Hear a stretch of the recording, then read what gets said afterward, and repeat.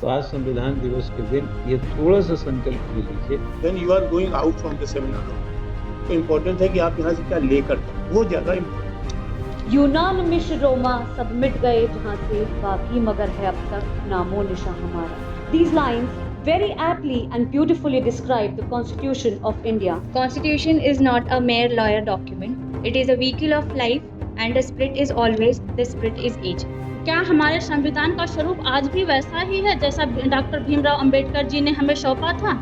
भारतीय प्रस्तावना का इतिहास। संविधान कोई जड़ दस्तावेज नहीं, अपितु यह एक गतिशील और जीवंत दस्तावेज है जो हमारे समाज की बदलती हुई परिस्थितियों के अनुसार विकसित और परिवर्तित होता रहता है. It is considered to be one of the most important judgments in the history of the constitutional development of India.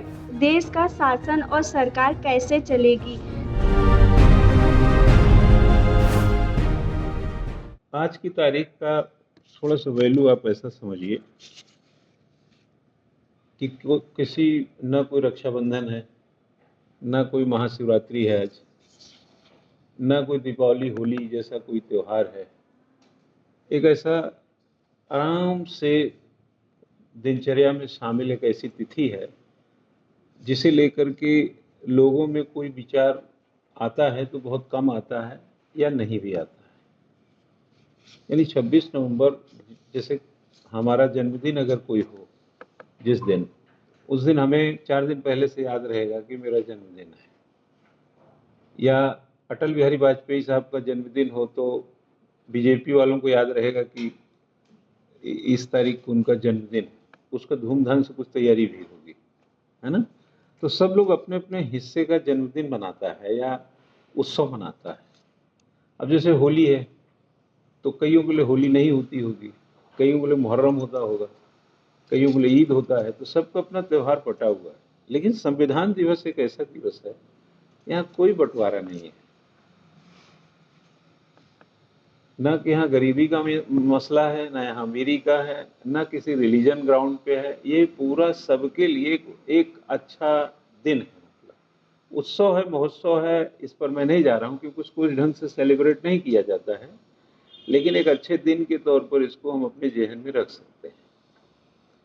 तो इसी चीज़ को, चूँकि हम लोग पढ़े लिखे लोग हैं, समझदार लोगों में से थोड़ा सा शुमार हैं कहीं ना कहीं, और जानते हैं इस दिवस को, और दिन भर आज संविधान और तमाम चीज़ें पढ़ते पढ़ाते रहते हैं, या आप लोग पढ़ते हैं, हम पढ़ाते हैं, या हम भी कभी पढ़ा करते थे. तो इस दिन की महत्ता को अगर हम नहीं समझेंगे तो हम किसी और को समझाने का, मेरा मतलब बेफजूल वाली बात करेंगे. हम तो करें ना, और दूसरों को बताएं. अगर कोई बिजनेसमैन है, उसको संविधान दिवस का ज्ञान नहीं है तो कोई बात नहीं. अगर कोई सब्जी बेचने वाला है, उसको संविधान दिवस नहीं पता है तो कोई बात नहीं. किसी और भी तरीके का काम करने वाले कोई व्यक्ति हो, उनको संविधान दिवस ना पता हो तो कोई गलती नहीं कर रहे हैं. लेकिन हम लोग टाई कोट लगा के यूनिवर्सिटी, कॉलेज, कोचिंग कहीं पर क्लास लेते हैं, संविधान पढ़ाते हैं, और 26 नवंबर को संविधान दिवस को ना समझें तो मेरे हिसाब से इसके लिए तो कोई सज़ा ठीक ठाक से बननी चाहिए. तो आज संविधान दिवस के दिन ये थोड़ा सा संकल्प ले लीजिए कि आप जो भी खाते हैं, जो भी पीते हैं, जो जैसा भी रहते हैं, है ना, वह आज की केवल ज़िंदगी है, कल की गारंटी नहीं है. कल की गारंटी सिर्फ आपकी मेहनत है. अगर बचपन में हम लोगों ने सुना था कि बचपन में खाया जवानी में काम आता है, तो जवानी का काम बुढ़ापे में आराम भी देता है. जो लोग 22-25 में, 30 में एसडीएम बन गए, कुछ हासिल कर लिए, उनका 60-70 साल भी ठीक ही से कट रहा होगा.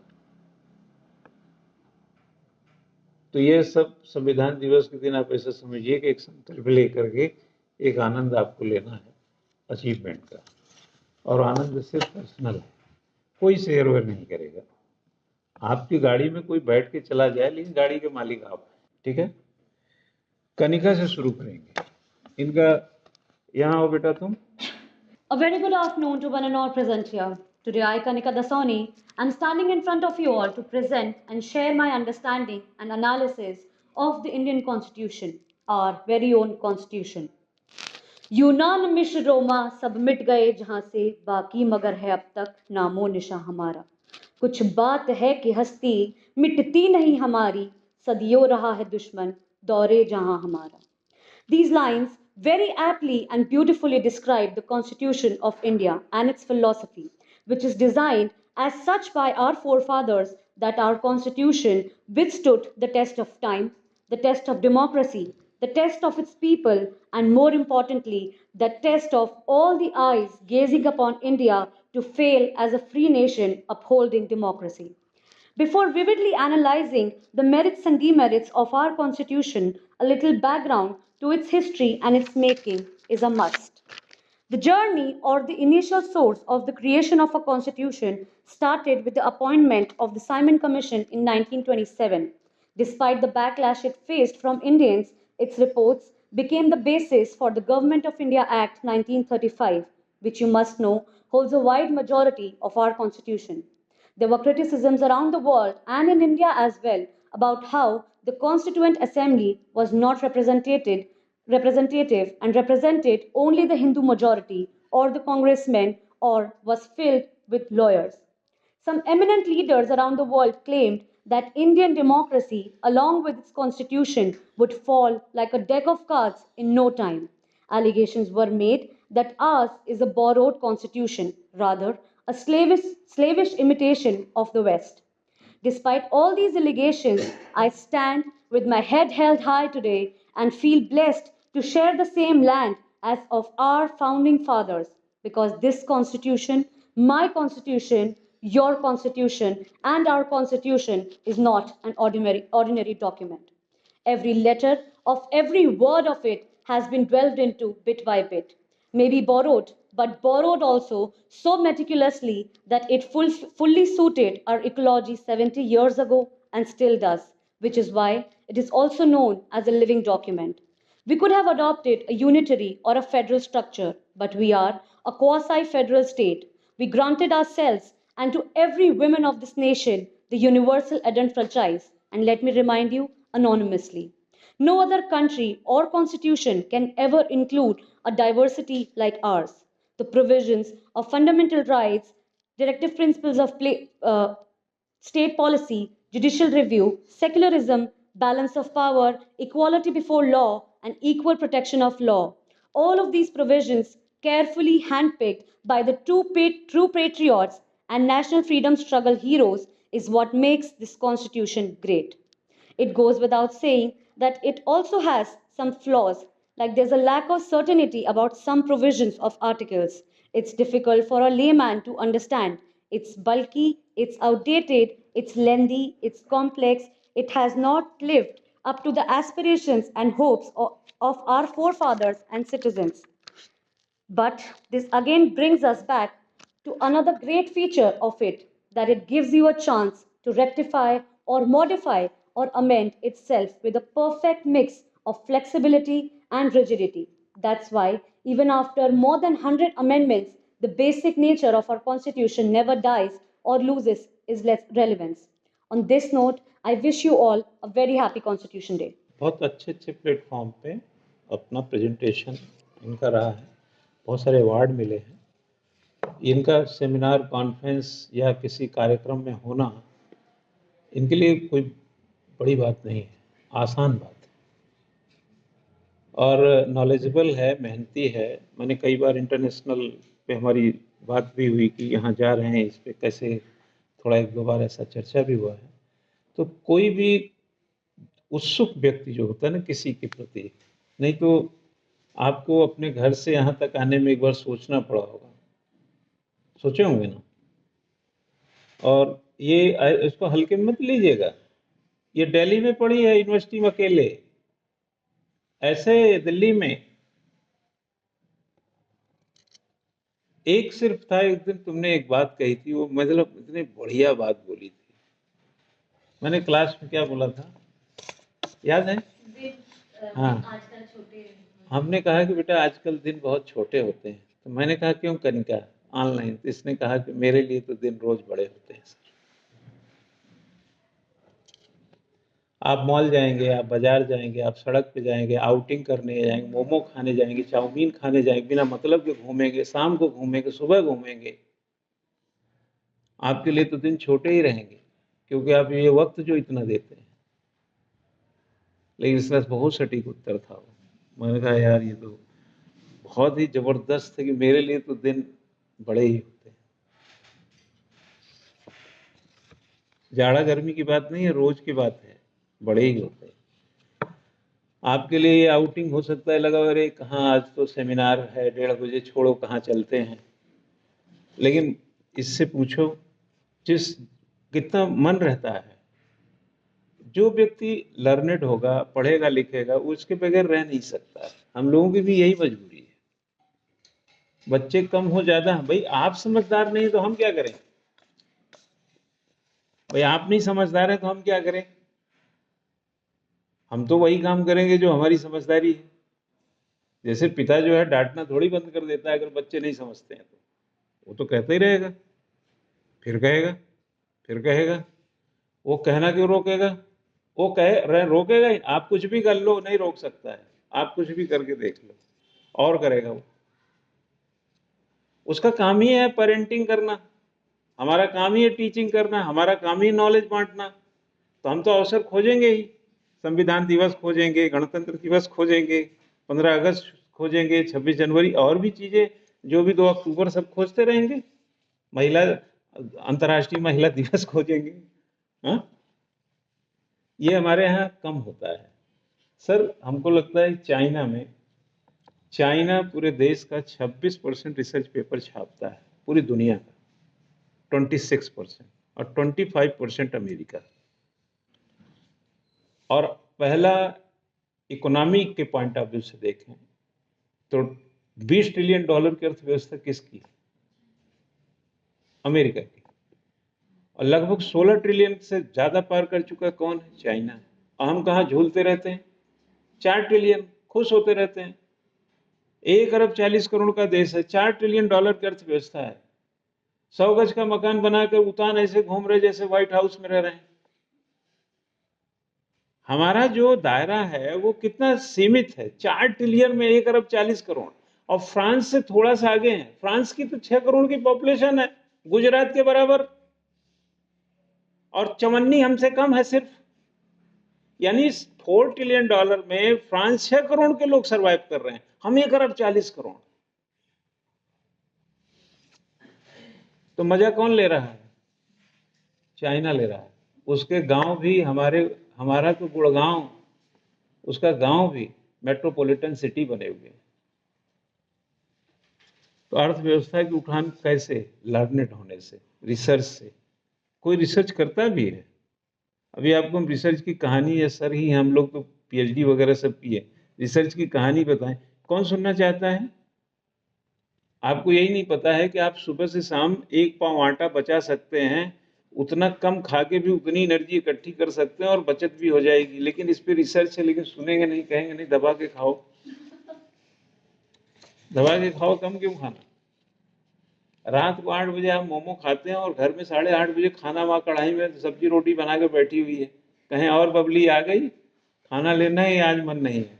इधर 2 प्लेट तुम 100 रुपए के मोमो खा के आ रही, तो तुम क्या खाओगे वहां पे?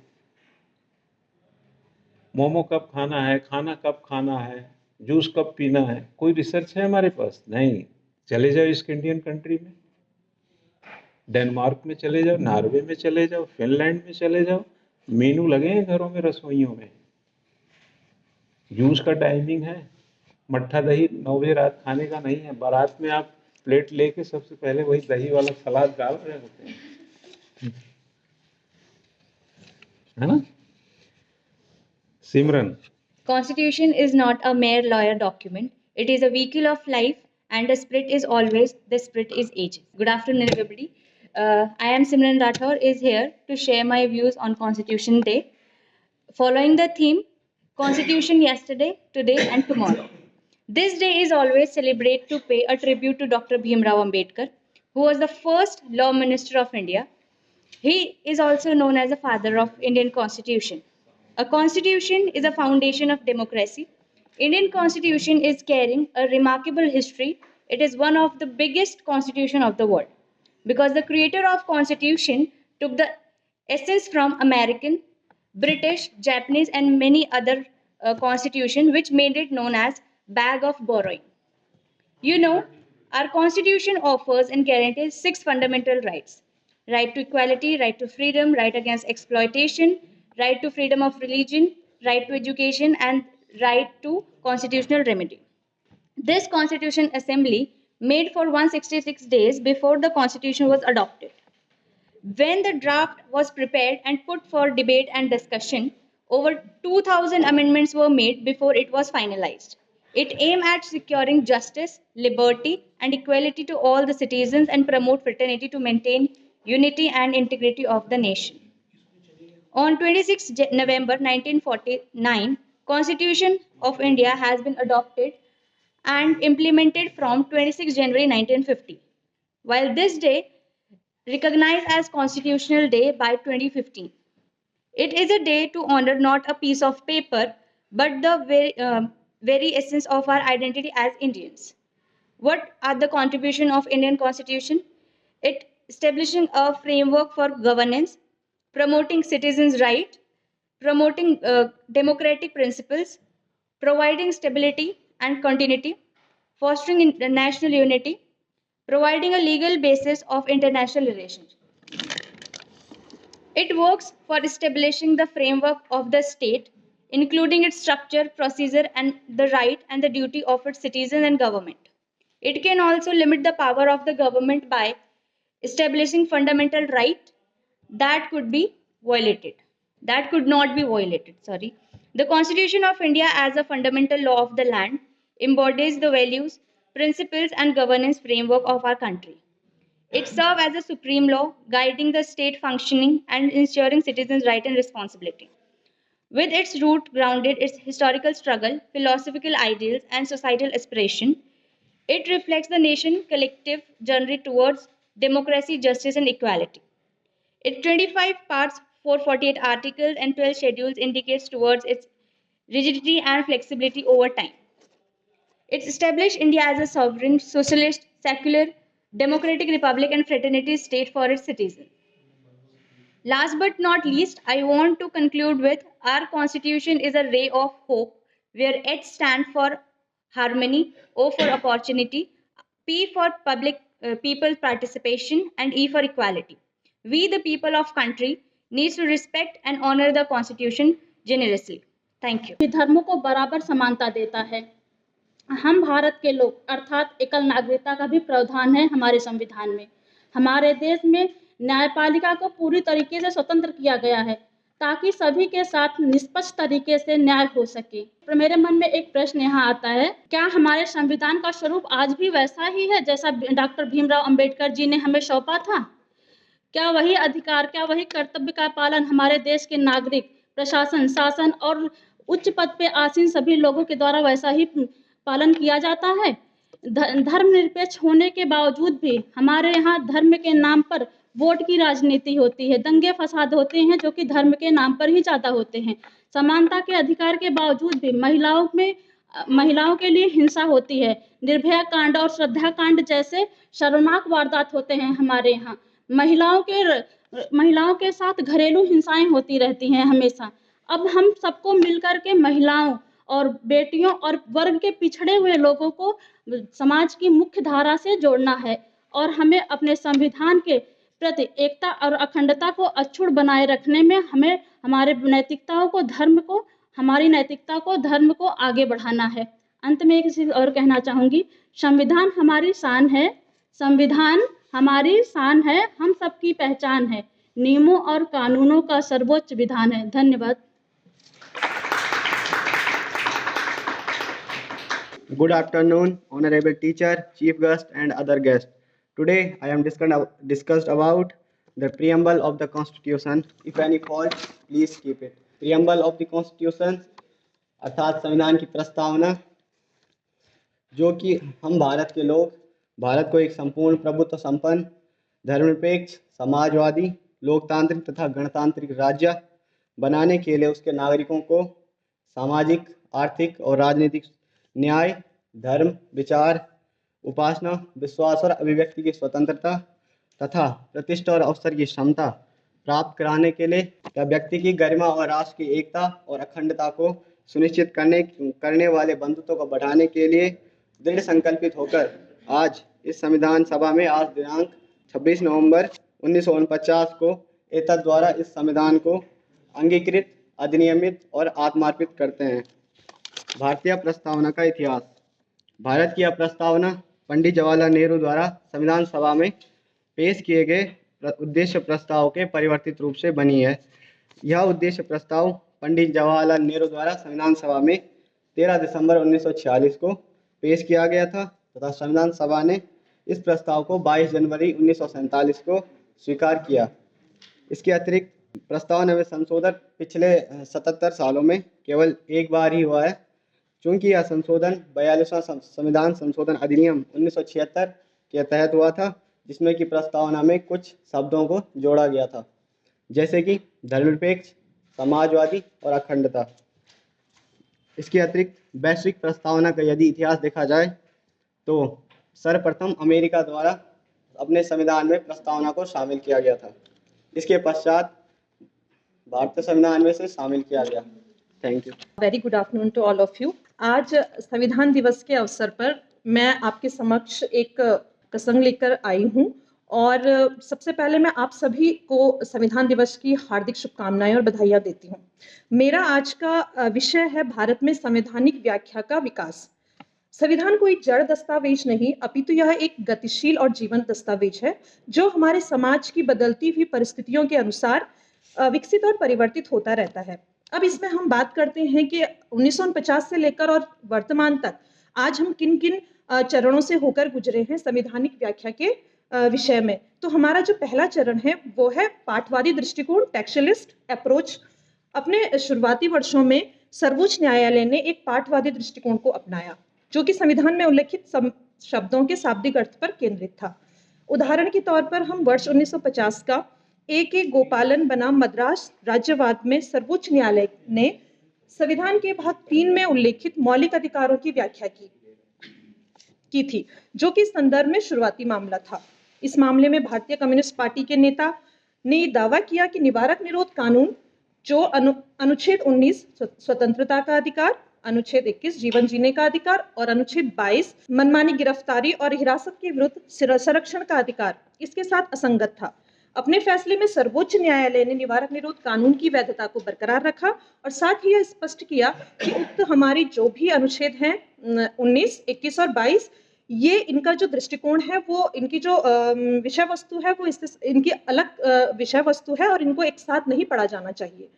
संवैधानिक व्याख्या के पहले चरण में संविधान से संबंधित सबसे विवादास्पद प्रश्न यह था कि क्या संविधान विशेष रूप से मौलिक अधिकारों में संशोधन के लिए संसद की शक्ति पर कोई सीमा है। इस संदर्भ में सर्वोच्च न्यायालय ने पाठवादी दृष्टिकोण अपनाते हुए निष्कर्ष दिया था कि संसद की शक्तियों पर इस प्रकार की कोई सीमा नहीं है। अब बात करते हैं द्वितीय चरण की, जिसे हमने नाम दिया है संरचनावादी दृष्टिकोण। दूसरे चरण में सर्वोच्च न्यायालय ने व्याख्या के अन्य तरीकों की खोज करते हुए धीरे धीरे संवैधानिक व्याख्या हेतु शाब्दिक अर्थ पर केंद्रित पाठवादी दृष्टिकोण के स्थान पर संविधान की समग्र संरचना और सुसंगतता पर केंद्रित संरचनावादी दृष्टिकोण अपनाया। वर्ष 1973 के केशवानंद भारती बनाम केरल राज्यवाद में सर्वोच्च न्यायालय ने स्पष्ट किया कि संसद की संविधान में संशोधन करने की शक्ति के तहत संविधान के मूल ढांचे में कोई भी परिवर्तन नहीं किया जा सकता। इसके पश्चात वर्ष 1978 में सर्वोच्च न्यायालय ने मेनका गांधी बनाम भारत सरकार वाद में वर्ष 1950 के A.K. गोपालन मामले के अपने ही फैसले को खारिज कर दिया। इस मामले में जीवन के अधिकार को अर्थात अनुच्छेद 21 को और अधिक व्यापक रूप दिया। इसमें स्वच्छ हवा, शीघ्र विचारण और मुफ्त कानूनी सहायता जैसे अधिकारों को इसमें शामिल किया। बात करते हैं तीसरे चरण की, परिणाम उन्मुख व्याख्या। संविधान व्याख्या के तीसरे चरण में सर्वोच्च न्यायालय का व्याख्यात्मक दर्शन अधिक परिणाम उन्मुख हो गया और सर्वोच्च न्यायालय ने वाद से संबंधित विविध मुद्दों पर गहनता से विचार करने के अपने दायित्व की पूर्णतः उपेक्षा की। इसका एक मुख्य कारण यह था कि सर्वोच्च न्यायालय जिसकी शुरुआत 8 न्यायाधीशों से हुई थी, में अब 31 न्यायाधीश हो चुके थे और लंबित मामलों की बढ़ती संख्या के कारण मात्र 2-3 न्यायाधीशों की पीठ का गठन किया जाने लगा, जिससे न्यायाधीशों के मध्य वैचारिक मतभेद उत्पन्न होने लगे। चौथा चरण सामाजिक क्रांति और परिवर्तन का। मौजूदा दौर संवैधानिक व्याख्या के विकास का चौथा चरण है। विदित हो कि हाल ही में सर्वोच्च न्यायालय ने ऐसे कई फैसले सुनाए हैं जिनमें व्यक्ति के अधिकारों को मान्यता देकर सामाजिक परिवर्तन के युग की शुरुआत की गई है। इस संदर्भ में वर्ष 2019 में सर्वोच्च न्यायालय ने 10 से 50 वर्ष की महिलाओं को केरल के सबरीमाला मंदिर में प्रवेश करने से रोकने वाले प्रतिबंध को हटाते हुए कहा था कि भक्ति में लिंग भेद नहीं हो सकता। वर्ष 2018 में सर्वोच्च न्यायालय ने ऐतिहासिक फैसला सुनाते हुए समलैंगिकता को अपराध के दायरे से बाहर रखा। सर्वोच्च न्यायालय का एक और अहम फैसला जो ठीक संविधान दिवस के एक दिन पहले आया है, सुप्रीम कोर्ट ने समाजवादी और धर्मनिरपेक्ष शब्दों को संविधान के बुनियादी ढांचे का हिस्सा बताते हुए कहा कि इन्हें संविधान की प्रस्तावना से हटाया नहीं जाएगा। मुख्य न्यायाधीश जस्टिस संजीव खन्ना और जस्टिस संजय कुमार की पीठ ने यह भी कहा कि प्रस्तावना में किया गया ऐसा कोई भी संशोधन किसी भी सरकार को उसकी नीतियां लागू करने से नहीं रोकता, बशर्ते सरकार के फैसले लोगों के मौलिक और संवैधानिक अधिकारों या संविधान के बुनियादी ढांचे का उल्लंघन करने वाले न हो। भारत आजादी के इतने सालों बाद भी संविधान एक जीवंत दस्तावेज की तरह अपना अस्तित्व बनाए हुए है। भारतीय न्यायपालिका और संवैधानिक व्याख्या की प्रक्रिया अनवरत विकास कर रही है। अंत में मैं एक छोटी सी कविता के माध्यम से अपने इस विषय को विराम देना चाहूंगी। जनता द्वारा चुनी हुई संविधान देता सरकार, व्यक्तिगत आजादी उन्नति समता के देता अधिकार। अंबेडकर की अध्यक्षता में संविधान का निर्माण हुआ, जनगण मन को है आजादी, सब पंथों का सम्मान हुआ। दंड विधान है न्यायालय में, यदि हो कोई अत्याचार, व्यक्तिगत आजादी उन्नति समता के देता अधिकार। गणतंत्र में देश एकता अखंडता में व्यवधान नहीं, देशद्रोह आतंकवाद का यहाँ कोई स्थान नहीं। संविधान बंधुत्व बनाए, मिले हमें शांति उपहार, व्यक्तिगत आजादी उन्नति समता के देता अधिकार, व्यक्तिगत आजादी उन्नति समता के देता अधिकार। धन्यवाद। Good afternoon all. हम सभी को संविधान दिवस की शुभकामनाएं। Today I will be talking about the Kesavananda Bharati case of 1973, which is also known as the fundamental rights case. It is considered to be one of the most important judgments in the history of the constitutional development of India. Keshwananda Bharati case was a landmark decision of the Supreme Court of India, which laid down or outlined the basic structure doctrine. Last year, this doctrine celebrated 50 years. So what is the basic structure doctrine? It essentially states that Parliament has unlimited power to amend the Constitution. However, it cannot change or destroy the Constitution's basic structure. So the court did not define this basic structure and it left it to the courts to interpret it. So the basic structure was laid down in subsequent judgments of the Supreme Court. तो Supreme Court अपने और judgments में इसको define करता रहा. So some of these features include supremacy of the Constitution, unity and sovereignty of the country, democratic and republican form of government, federal character of the Constitution, secular character of the Constitution, separation of powers between the organs of the state, legislative, executive, and judiciary, individual freedom, rule of law, judicial review, parliamentary system, equality, harmony and balance between DPSPs and fundamental rights, free and fair elections, universal adult franchise, and power of Supreme Court and High Court.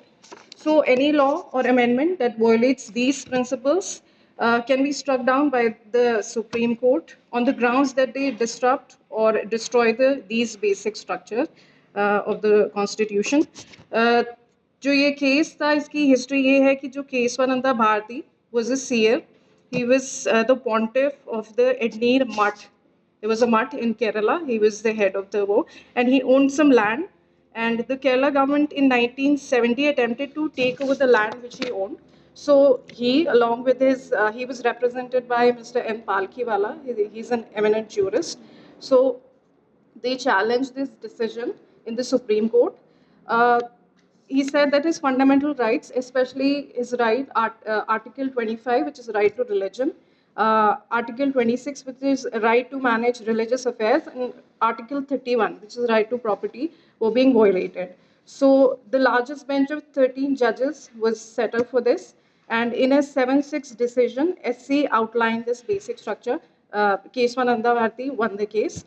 The proponents of this basic structure say that it acts as a safety valve. that this guards against majoritarianism, that any government cannot just come and bring out any law. Or जो critics हैं, they say that this puts unnecessary limit on the legislative power of the parliament.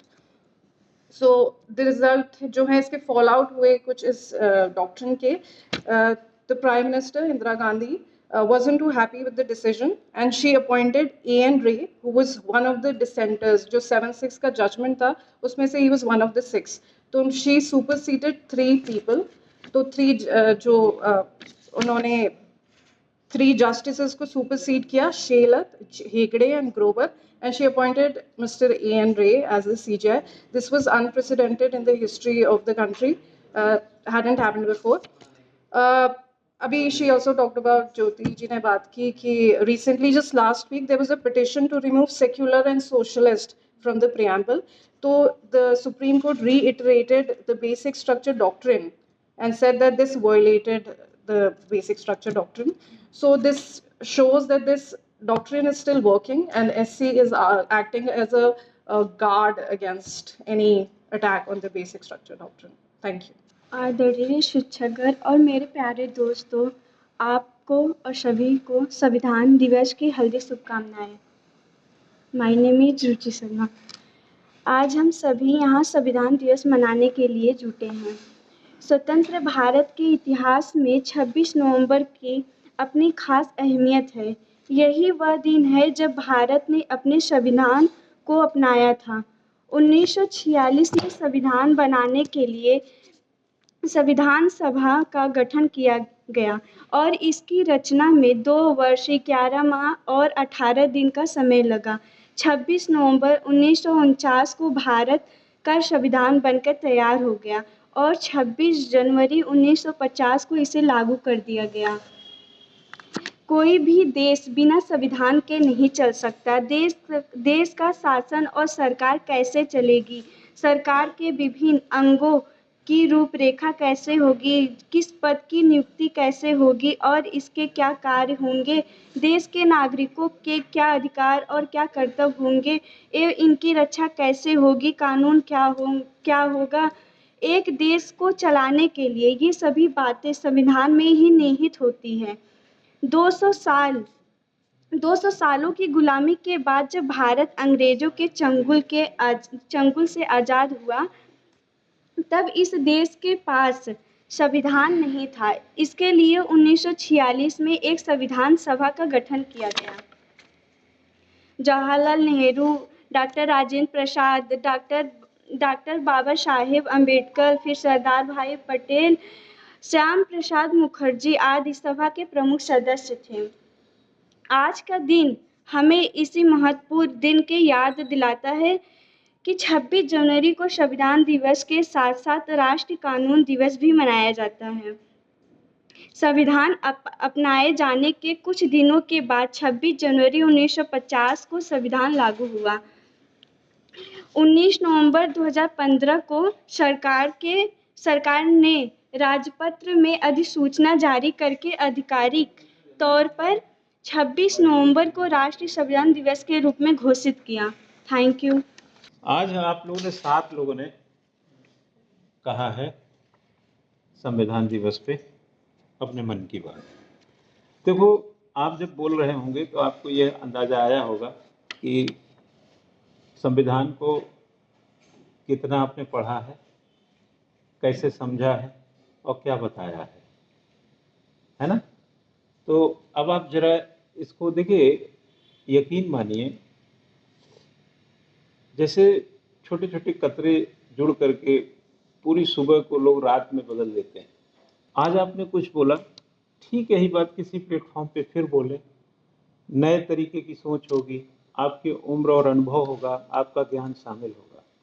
इसलिए जो आप करते हैं आज की तारीख में जितना आप समझ पाते थे किया, लेकिन यही समझदारी आगे नहीं रहेगी, आगे बदलेगी और बढ़ेगी इस यकीन के साथ कि हमने आज भी बेहतर किया है और कल भी बेहतर करेंगे। इन्हीं बातों के साथ मैं अब सोच रहा हूँ कि सर का सुना जाए थोड़ा। Please sir.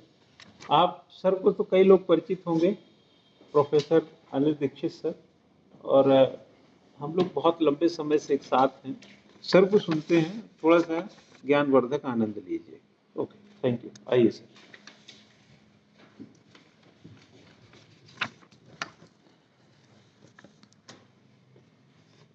आज के इस पवित्र दिवस पर आप सबको संविधान दिवस की बधाई। जो अभी सर ने कहा कि मैं उत्तरांचल यूनिवर्सिटी में लॉ का प्रोफेसर हूँ, एज ए टीचर दोस्तों, सामने वाला टीचर के लिए बहुत इंपॉर्टेंट होता है।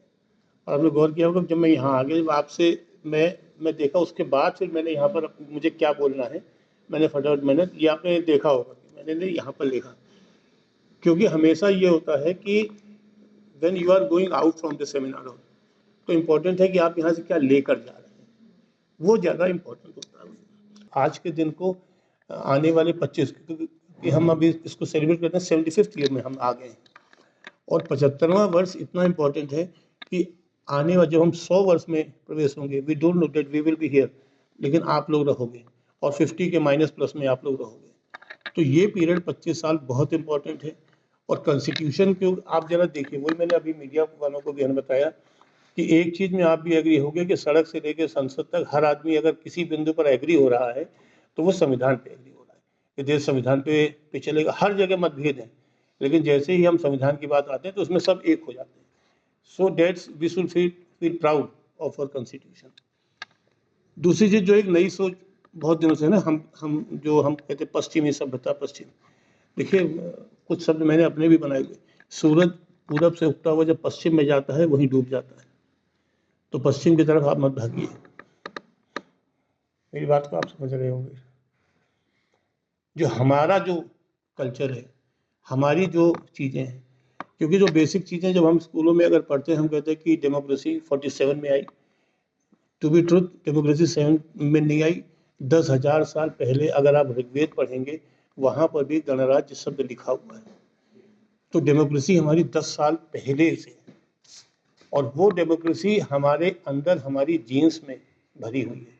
कोई नहीं कहता है कि आप अपनी माँ का सम्मान करिए। None of the law says that you should respect your father, you should respect your parents, लेकिन वो हमारे अंतर मन से आता है। और शास्त्र जो है, अगर क्योंकि जो मैं लिखता रहा, कनिका जी ने ही स्पोक मैनी थिंग्स, सिमरन ने होप का एक कॉन्सेप्ट दिया, नम्रता ने अगर वो बात की कि संविधान सख्त और लचीला है। मैं इन्हीं चीज़ों को ही कवर करूँगा, इससे आगे नहीं। अगर हम अखिलेश की बात करें, ही सेड ऑन प्रियम्बल। फिर ज्योति की अगर बात करें, A.K. गोपालन versus state of Madras, AIR 1950 का जो केस वो किया। व्याख्या जी की अगर बात करें तो powers, constitution is a grand norm, judiciary, legislature and executive. और वही चीज रुचि ने भी जो संविधान दिवस पर जो बातें की। तो हम we should feel proud of our constitution. सबसे बेसिक चीज ये है कि हम पहले अपने संविधान पर मतलब हम गर्व करें। गर्व करने के कारण कि क्यों गर्व करें, आप जरा देखिए, अब तो मोबाइल का जमाना आ गया। दुनिया मुट्ठी में, एक है ना, हम लोगों के समय गाना था ना, जब नन्हे मुन्ने बच्चे तेरी मुट्ठी में क्या है, मुट्ठी में है तकदीर। आपकी मुट्ठी में दुनिया है, और वो कहानी आज आ गई है। आप मोबाइल के जरिए दुनिया भर के कॉन्स्टिट्यूशंस को आप पढ़ सकते हैं, and you can go through it, और तब आपको चीज़ें समझ में आएंगी कि जो हमारे पास है वो अच्छे से अच्छे देश, जो डेवलप कंट्रीज हैं, उनके पास भी नहीं है। तो जन भी हम अगर बात करें बिफोर इंडिपेंडेंस, तो गवर्नमेंट ऑफ इंडिया एक्ट 1935, तो क्या चीज़ थी जो हमारे पास नहीं थी? तो गवर्नमेंट, क्योंकि पावर ट्रांसफर हुई, आज़ादी पॉलिटिकल वर्ड, देखिए आज़ादी कुछ नहीं मिली हुई है, only the power has been transfer from one government to another, and you are very well know it, that is वो इंडिपेंडेंस एक्ट 1947। उस एक्ट के द्वारा से पावर ट्रांसफर हुई है। आज़ादी सब एक है ना, पॉलिटिकल हो गया क्योंकि पॉलिटिशियन आ गए, अब वो बनाने लगे वो। लेकिन लॉ के एंगल में अगर देखें, सोशल एंगल में देखें, only the power was in transfer. अब पावर के ट्रांसफर से क्या मिला वो जरूरी है। तो जब पावर ट्रांसफर हुई तो अब क्या हो गया, now we the people of India. सबसे पहले बात ये चली कि कॉन्स्टिट्यूशन की शुरुआत कहाँ से होगी, I the citizen of India से हम चले। तो अब आप देखिए, ये हमारा 10,000 पुराना वो है, इतिहास है, हमारी संस्कृति है कि हमने वसुधैव कुटुंबकम की बात की है, हमने प्रकृति की बात की है, हमने शादी में भी समूह को बुलाया, हमने जब आदमी की डेथ हो गई, जब तेरी हुई, उसमें भी हमने सबको बुलाया। तो हम we are a social animal. ये हम 10,000 साल पहले से हम इस चीज को जानते हैं। आप देखिए, मृत्यु होती है तब भी लोगों को बुलाया जाता है, शादी होती है तब भी लोगों को बुलाया जाता है, जन्म होता है तो भी लोगों को, and we should feel proud of it. कई लोग, इसमें थोड़ा सा नया कल्चर आ गया कि कई लोगों के पास नहीं है, साधन नहीं है, तो वो कर्जा लेकर 13वीं कर रहा है, वो एक अलग बात हो गई।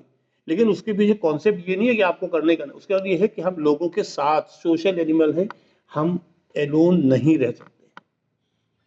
और इस चीज को कॉन्स्टिट्यूशन ने भी रिकॉग्नाइज किया, इसीलिए देखिए that the constitution start with the word we the people of India.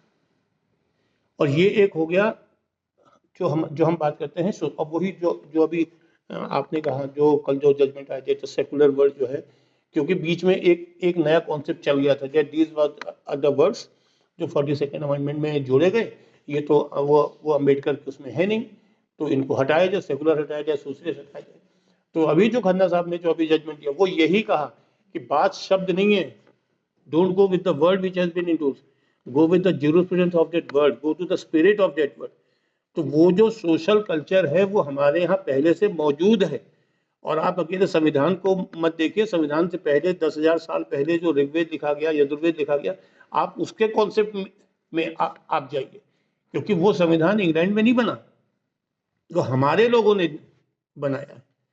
तो इसलिए वो शब्द लिख देने का मतलब ये नहीं कि वो शब्द उस 42nd अमेंडमेंट से जुड़ा है, ऐसा नहीं है।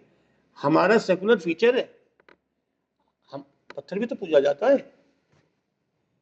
पीपल के नीचे के 4 पत्थर धर दिए जाते हैं, उनको पूजा जाता है, वो तो मूर्ति नहीं है।